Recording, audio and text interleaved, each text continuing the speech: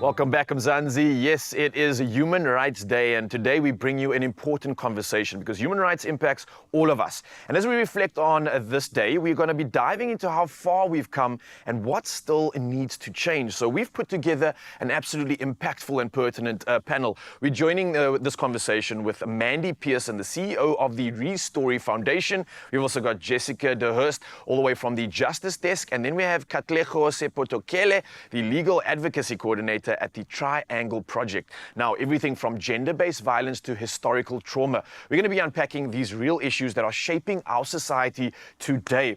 So, can I firstly thank you all for being here this morning? An absolutely incredible opportunity to chat about so much importance, especially in our country, because, hey, 1960, Sharpeville Massacre, we are very well of the sacrifices that were made to kind of discover and put these human rights into place that are protecting us.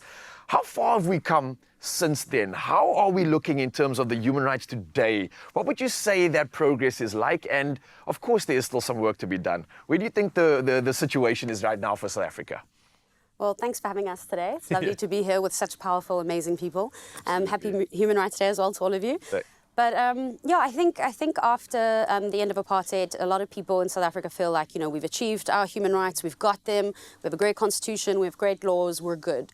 And I think what we really need to recognize and what we need to own up to as a country is that not much changed after apartheid. Yes, we have laws, but what actually has changed in the lives of the majority of the people in our country? People still live in Bantustans, we just call them townships. People still have unequal access to everything in our country, from healthcare to education to employment opportunities. So we definitely still have a long way to go. And I think as the South Africans, what we need to recognize is that, we've turned human rights into just one of those words that we throw around. But human rights isn't just it's not something that's achieved. It's something that's fought for every single day, and we need to protect it every single day. And so I think today especially, but every day, we should recognize that every day we should be doing something extra to ensure that the rights of all South Africans and all people who live in South Africa are respected and protected. I love that, because I think when you mention it, it's literally like a list that we've created, but it's not an action list, and we need to almost view it as such. Exactly. Yeah, you can look at it and it's a reminder, but like, what are we doing about it? Yeah. And that's exactly what you're mentioning. I love that. I think in the workplace especially, it's something that we can often find ourselves being in situations where I think South Africans don't even realize the human rights are being tested, questioned, or not being served. I don't know if you've got any experience in this, but I think it plays to the effect of us not being aware of our human rights, firstly. When we get this experience in the workplace, and I'm sure there's a couple violations that can occur, which I'm sure Mzansi is not even aware of right now. Can we talk about some of these violations that might be taking place and some of the steps that employers and people in the workplace can incorporate to provide that safety, to provide that well-being in an intense space like this? I think, first of all, we need to recognize first the conversation of workplace in our country right now is a little bit touchy when we have like one of the most highest unemployment rate we've never ever seen, right? So also that is a challenge, and that's also human rights crisis. And of course, we can talk about a lot of human rights issues in the workplace, like we still have the gender pay gap. We still have workplace discrimination on basis of HIV and AIDS, sexual orientation and gender identity. So we can unpack all of that. How do we ensure safety in terms and inclusivity in workplaces? But I think fundamentally right now we sit with a human rights crisis of unemployment in South Africa, and I think before we even begin to think through designing inclusive workplaces, we first need to create work for our people. And that is still a human rights crisis in our country right now. And just to add to that, I think it's really important the fact that so many people are unemployed. That doesn't mean that we need to exploit people, because we know people are desperate. And that is a lot of the time what's happening in our country as well. People realize, oh, well, you're so desperate for a job, I'm going to pay you below minimum wage. That's not acceptable.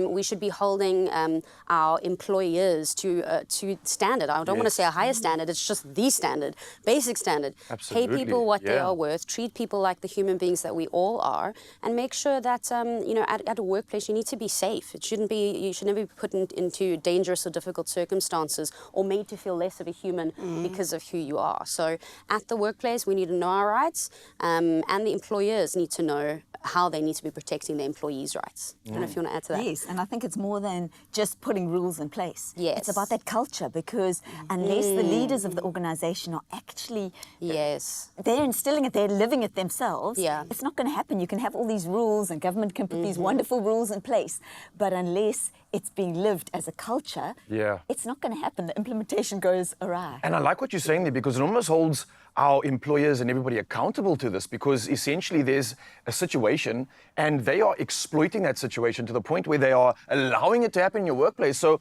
maybe this is something we should pay attention to. People aren't even aware of this. What can we do though? Because we're talking about important things like healthcare, housing, education. These are our rights, yet we're not receiving it yet as a nation. You mentioned this inequality right now, Katlego.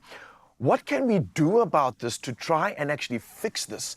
What can we put on that action list to make a change? Well, I mean, there's historic injustices, the current corruption that we see.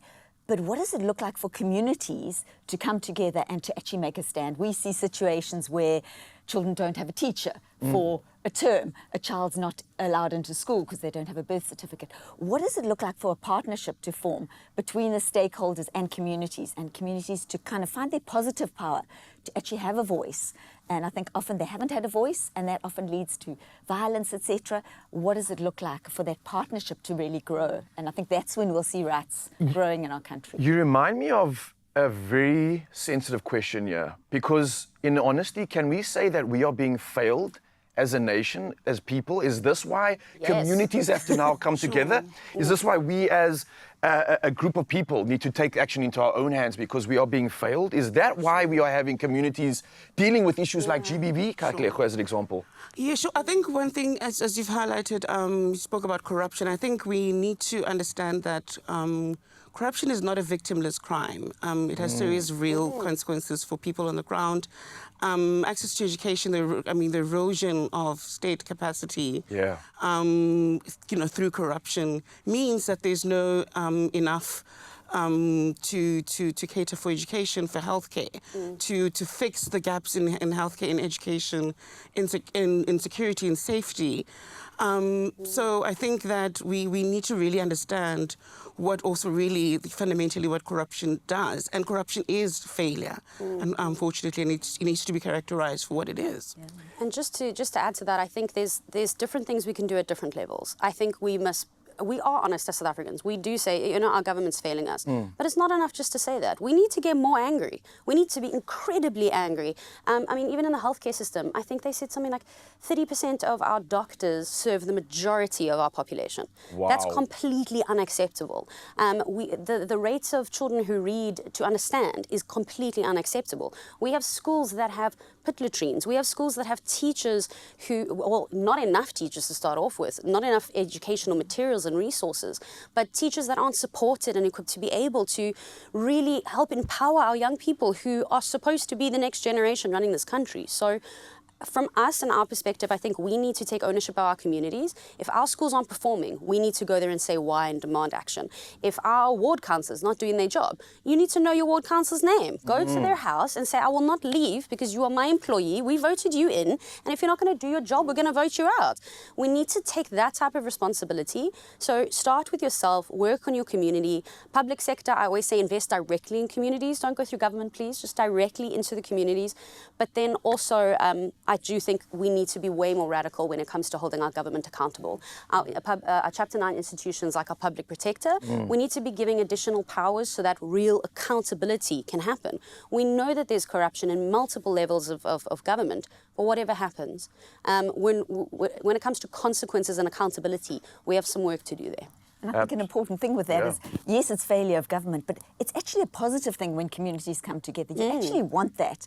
And so are we failing as well if we're not coming together and speaking. So I think we need to take accountability. That's where you're going to see change. Yeah, we the people, the power is in our hands, and I can't thank all of you, Katlego, Jessica, Mandy. You've been incredible as a panel. I wish we could speak about this for hours because there's so much to still dive into here. But I think what we've highlighted is the importance of us knowing our rights firstly, and knowing that we can hold others accountable, not just ourselves, but those that we've put in place to protect us, to nourish and garner these rights. So Mzansi, get involved in this conversation, make this an action list, and today we can hopefully celebrate the progress that we lay on year and year from now. But again, thank you so much for this incredible one, and I hope you can celebrate the progress South Africa's made today, ladies. Thank you. Thank you. Thank you so much.